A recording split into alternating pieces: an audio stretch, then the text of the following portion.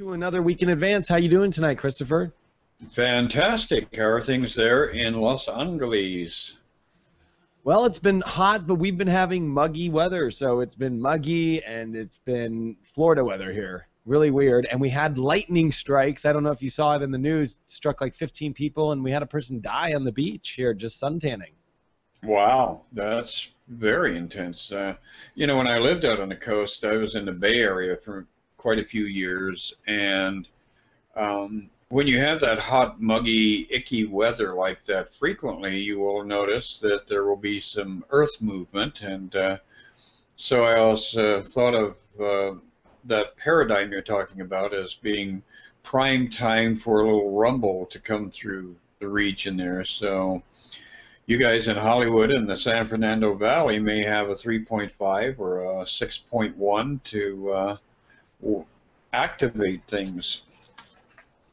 Well, you know, it's interesting. This is that Mars-Jupiter square in the astrology right now. I've been calling it being stretched, so I could see how including here the Earth and the plates are being stretched.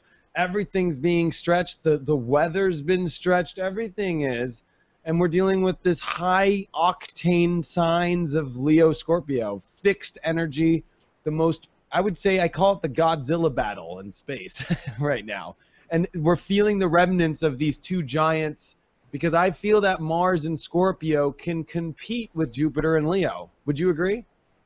Oh, it absolutely does. And I think that Mars, whenever it enters Scorpio, I think it has such a strong affinity for that sign and such a familiarity with the Scorpio energy.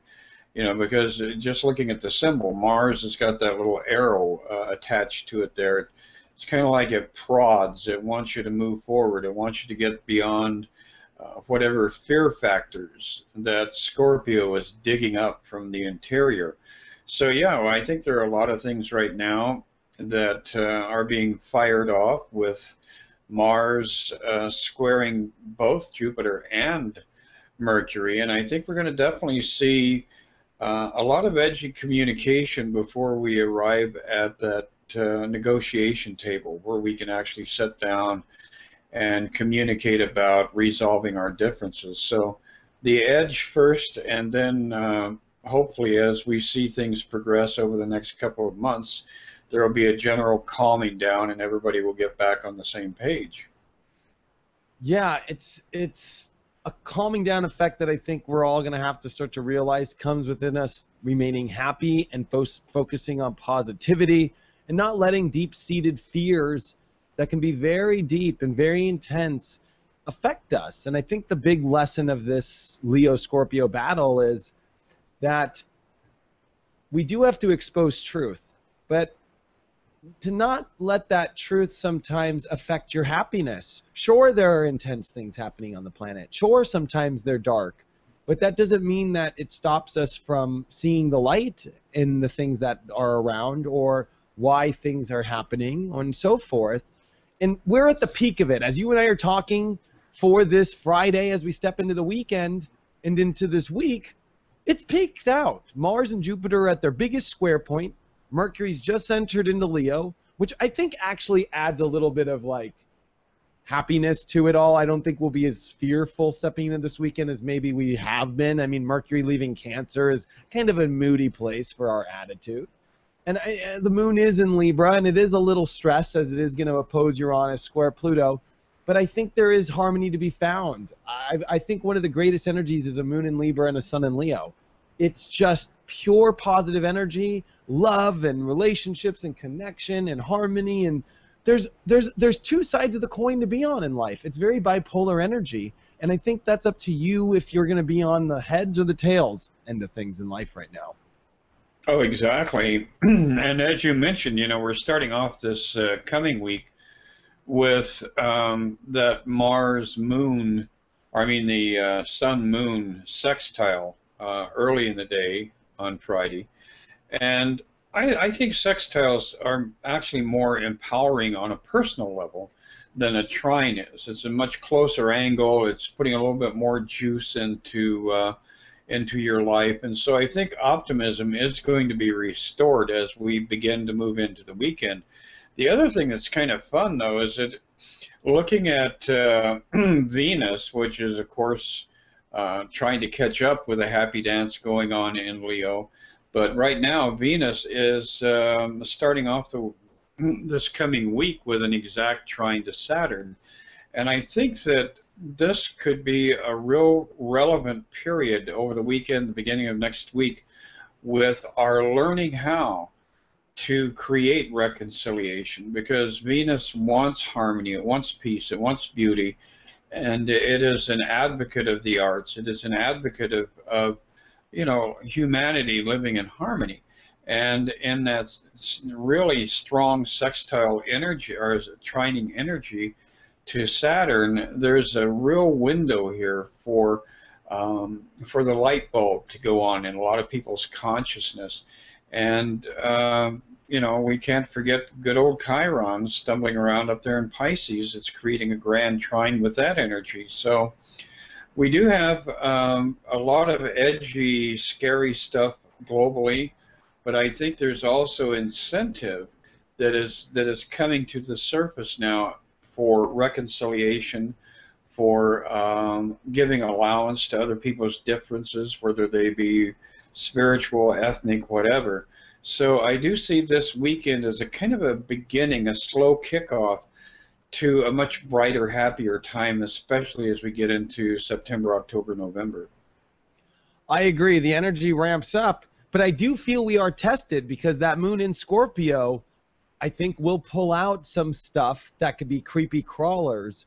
And with all this intense Leo energy squaring it, because the moon will square Mercury on Sunday, you're going to have to, I think, balance out and start to see the light. It's up to you.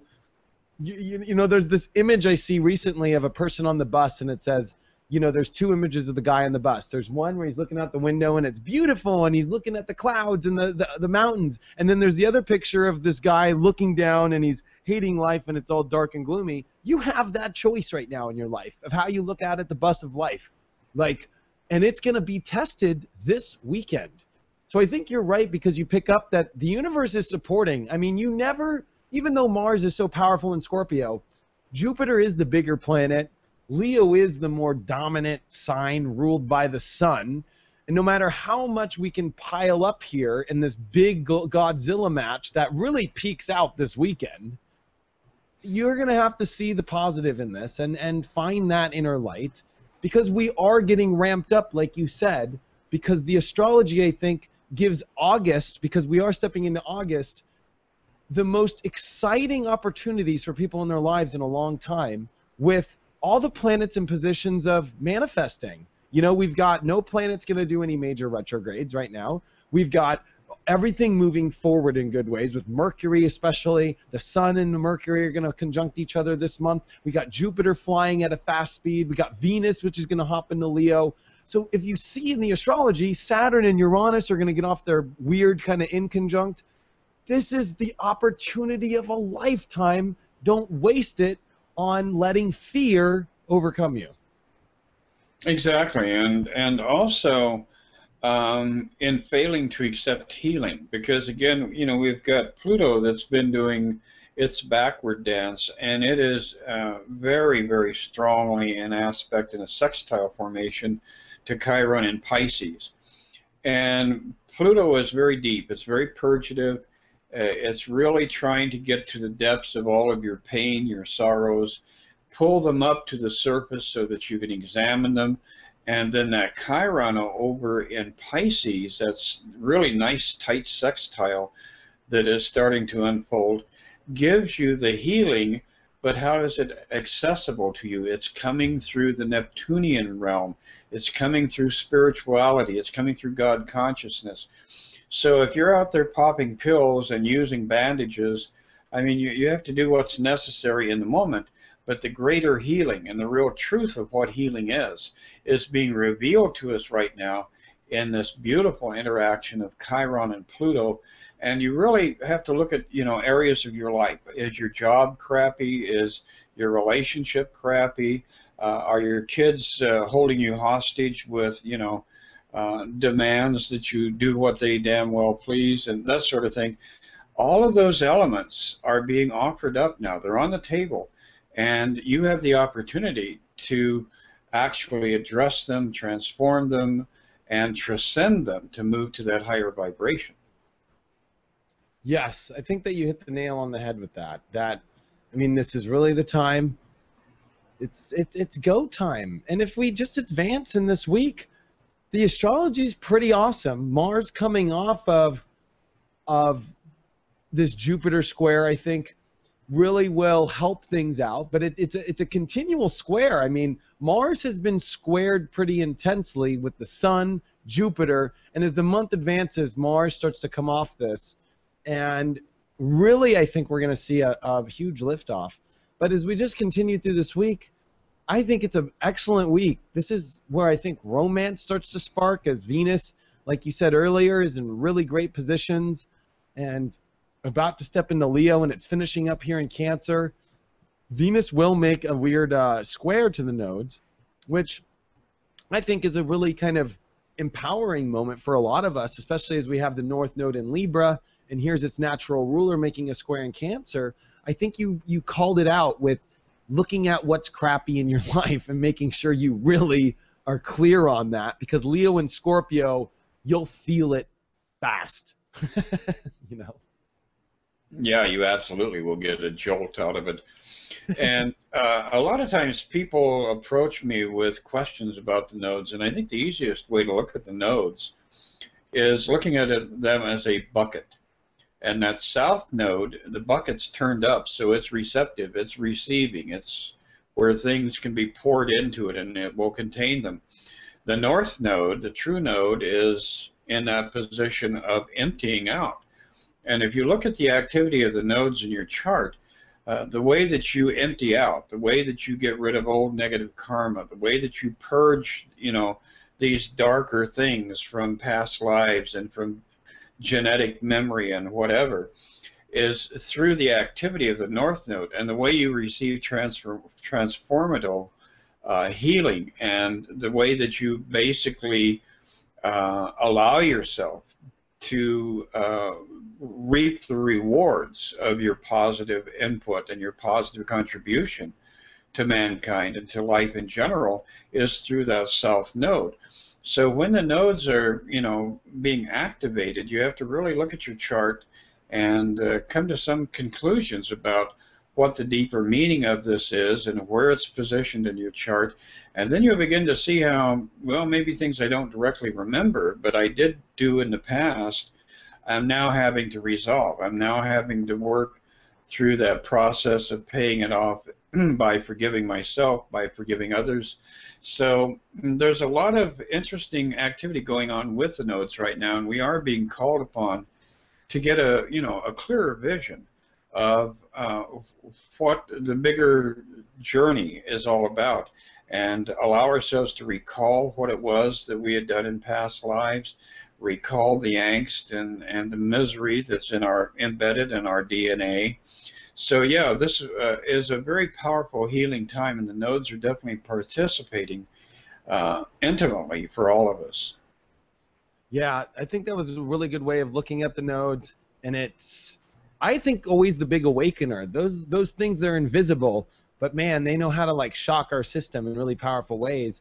And this week, the moon in Sagittarius, which is going to come after, you know, we get through the kind of intense, powerful squares of the weekend and so forth, by Tuesday and Wednesday and Thursday, wow, that moon in Sagittarius is going to be in a grand trine in fire. And if you look back at a lot of the times you and I have done these weekend advances, whenever we had these grand trines in fire, they've been really powerful days in a lot of kind of dark energy that we went through for a long time. I feel like this could be a week where people are just shocked on how much light can really show up in your life this week. I mean, this is a lot of planets in fire. We're going to have 5 planets in fire, and they're all going to connect.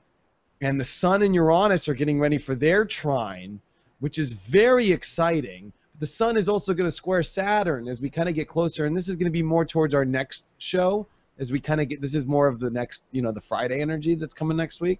But I think we're all getting prepared for another big activation point, which leads to next week when we're going to have this big Sun square Saturn and trine Uranus. That's a big go point, I think, for a lot of people. And I think there's it's not that this isn't going now, but I think that we're going to see another cycle really envelop after this week is another buildup of intensity and optimism and really moving. This is the moving times. So really exciting.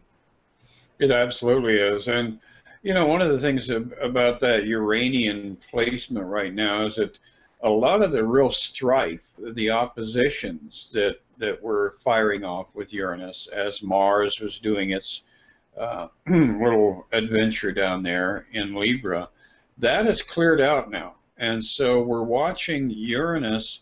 It will be, you know, in square to various elements, but nonetheless, that real whack you in the head in order to get your attention, energy is dissolving.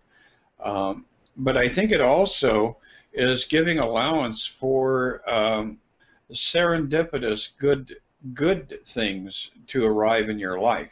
Because as we begin to see that increase of that trine energy that you were just speaking about, we're going to see the sun putting a lot of juice in Uranus. We're going to see the moon in Sag really pulling the polarities, the masculine, feminine, day, night, positive, negative. All of that energy is going to become synergetic, and the way it's going to be released is through the unexpected. So I would say this coming week there is potential for you to be in the right place at the right time, for an amazing shift forward, for a door to open that you have felt was forever closed, for an opportunity to appear, for a promotion to come along. You know, go out and buy a lottery ticket. I mean, this is a very, very optimistic alignment, and it can be a very personal one if you claim it for yourself. Yes. And this is the time to claim everything. I mean, too much energy in Leo like this and Scorpio are the fixed signs and the most intense of the fixed signs. And they go and they deal with the heart and, I mean, let's just be honest, the genitals. Those are some pretty powerful body parts. So, you know, this is where you go. And there's really no excuses at this point. This is where there's open field, you know? Like, so there's really no excuse. There's nothing in the way. It's yourself. It's your own darkness or your own light.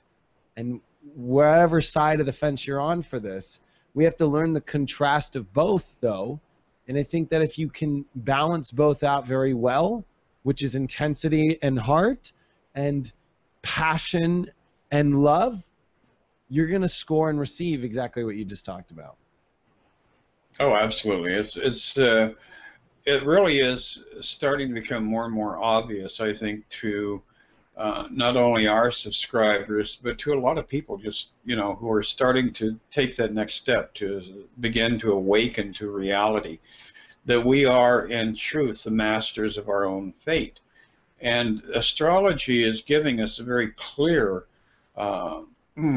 process, or a roadmap, I guess is the best way to put it, as to how these elements are forcing us into this position of acknowledging that and then taking on the responsibility of changing our mind about our lives and then having the subsequent results arrive, which is the transformation of our lives. Yeah. And all of this, in actual fact, is built on that idea of I have the power within me. And right now, when the sun, which is, you know, the powerhouse of the solar system, it's the activator, it's the life source, with it in Leo, which is, you know, the center of the heart, the strongest part of the physical body that, you know, sustains the body. The heart is pumping constantly. We're getting this huge surge of energy into that heart region. The potential for us to, like you had said, and like I had said, claim our healing, claim our power, claim our destiny is right at our fingertips here. It's right here. I think that we should just leave this to the cards. Well, But I just want to say one thing. As we do end the week, the moon does slip into Capricorn and then gets ready for these big squares and trines. And, you know, get ready, because if you're ready to climb, this is it. And we're also getting ready because next weekend, you know, is getting ready for the full moon too. So with the moon really waxing up right now, like I think we just said, I think the whole message today is holy cow, go.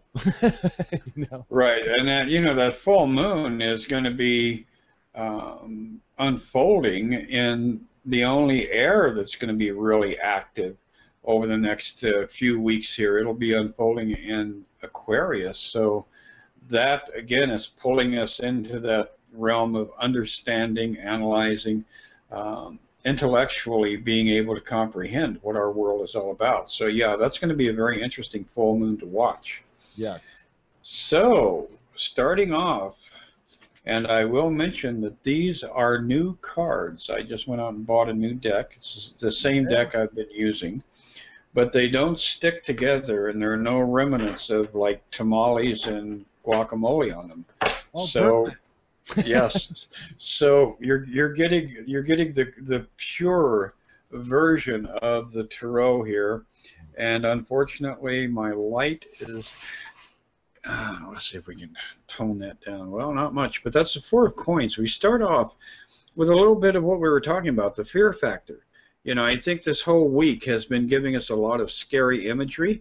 I think we've been having to confront a lot of our own deeper fears. So Friday morning, we're stepping into this 3-day journey through the weekend, and we really have to look at what it is that's motivating us. Are we motivated by desire for healing and transformation, or are we just in panic mode trying to run away from the demons that have been, you know, pursuing us? But look at this. As we move into the weekend and through the weekend, we arrive with the King of Coins. The King of Coins is all about getting grounded, reclaiming your anchor in this world, and recognizing that you do have the power to make things happen, being able to be a manifester, bringing things into manifestation, fruition. So it's going to be a very earthy, visceral, hands-on kind of weekend, very, very sensitive, and very, very organic, I guess is probably the best way to describe it. As the weekend unfolds and then we move into Monday, a little bit of celebration, a little bit of that awakening, that awareness comes into the picture, and we realize, hey, we're not only surviving, but we're in that process of ascending to a higher way of life, opening ourselves up to new opportunities and participating. You know, that Three of Cups, well, I'll hold it up here again. You can see that all the individual players are holding hands. They're participating. They're bonded. So I think recognizing our bond with the world that we inhabit is very, very key to your success getting through the weekend and starting off next week. Next week really is all about trust. We have the Fool card. This is probably the most powerful card of the ones that I'm drawing tonight. The Fool card shows up whenever we have to exercise radical trust. It is a card that tells us that even though we may have a sense of what the future holds, the future is still unwritten, and there are always variations, gurgles and bubbles and blips that we're not anticipating. So if we live in that state of trust in that higher force, then it will, you know, bring us through to a good outcome. And the final card is Illumination, the Hermit card. And within that idea of the Hermit, we see the old guy, not unlike myself, the old guy, who is, he's transcended the trouble and the strife in the world, and he's gone up to his mountaintop. He's finally arrived at a place where he can proclaim to the world, you know, I have a vision, I have the light here, it's within me, and it's within you. And he's holding that out. So I think by the end of next week, we're all really going to discover another layer of our own inner light and be able to share that with those around us. thereby lifting up the collective. So very, very good week, very powerful week. Wow, really powerful cards, all those pentacles. And that 4 pentacles that you open with, that fear factor is very strong, but it also reminds you on another way I look at that card is, you know, you've got to make sure you're holding on to something that's worthy, which we were talking about. It's a kind of a greed card. And even though I think greed is a bad term, I think it's important to know our worth in situations and things. As you know, Taurus is the opposite energy of Scorpio, which I think is always, you need to look at the opposite side of things, which since it's so intense right now with Leo and Scorpio, why don't we look at Aquarius and Taurus? Maybe it's important to make sure we're connected and we're electrified in things that are worthy of our lives. And it's like, if they're not, why are you holding on to it, you know? Or why are you afraid of maybe holding on to something that you really want to? I think that really comes up. The King of Coins, really powerful, because I think it's important to really be empowered in what you want to manifest now, and this is that time. And I think you end with the Fool card nice, because that surrender to spirit, that trust, and that fun and excitement, and the 3 of Cups that you pulled. This is a really rocking week, and I think midweek is going to see the peak out of it with that Grand Trine and that Sag energy with Leo.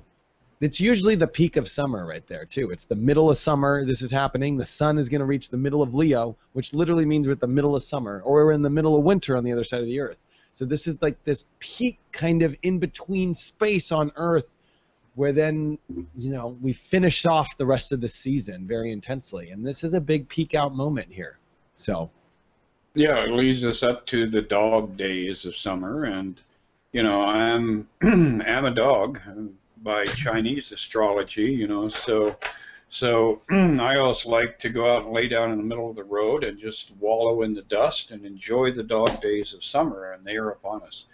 But it is an amazing era, and, you know, having been around for 68 years and watching all of this transformative energy and watching the cultural changes, watching the level of communication and watching the population explosion, I think that in my journey on this physical plane, I think that we are entering actually the most exciting era of the last, you know, 10 decades, 12 decades, because I have the memory of my grandparents, my parents, etc.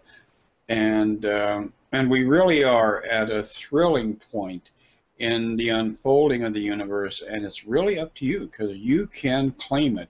You can transform with it. You can move with this beautiful dance that's going on in the heavens.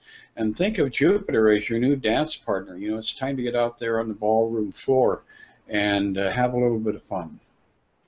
There's a lot of fun brewing, and a lot of love, and a lot of connection.